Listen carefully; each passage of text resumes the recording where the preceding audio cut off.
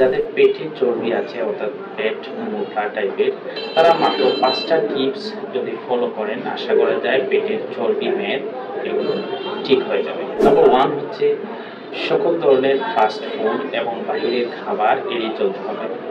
সিঙ্গারার সমস্যা, বার্গার এবং তেলে ভাজা যেকোনো খাবার এগুলো এড়িয়ে চলতে হবে।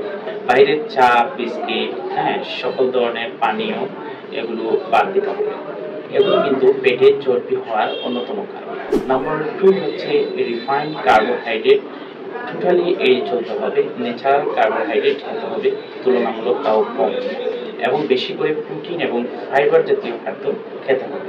অর্থাৎ সংক্ষেপে বলতে গেলে ভাত, রুটি, পরোটা, কেক এগুলো কম খেতে হবে, এবং ডিম, মাছ, মাংস এবং টাটকা শাকসবজি এগুলো বেশি খেতে হবে। নাম্বার 3 হচ্ছে হিট ব্যায়াম করতে হবে, হাই ইন্টেন্সিভ ইন্টারভাল এক্সারসাইজ। এটা হচ্ছে 30 সেকেন্ড দৌড়াতে হবে এবং 30 সেকেন্ড বিশ্রাম নিতে হবে, পরে আবার 30 সেকেন্ড দৌড়াতে হবে, এরকম 20 মিনিট প্রতিদিন এরকম 20 মিনিট করে ব্যায়াম করতে হবে। এটা কিন্তু ফ্যাট বার্ন হওয়ার ক্ষেত্রে খুবই কার্যকর। নাম্বার 4 হচ্ছে দীর্ঘ সময় একটানা বসে থাকা যাবে না।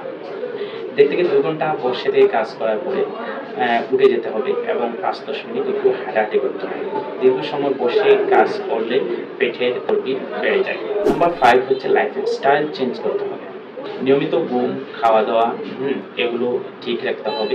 মেন্টালি ফ্রেশ থাকতে হবে, রিল্যাক্সেশনে থাকতে হবে।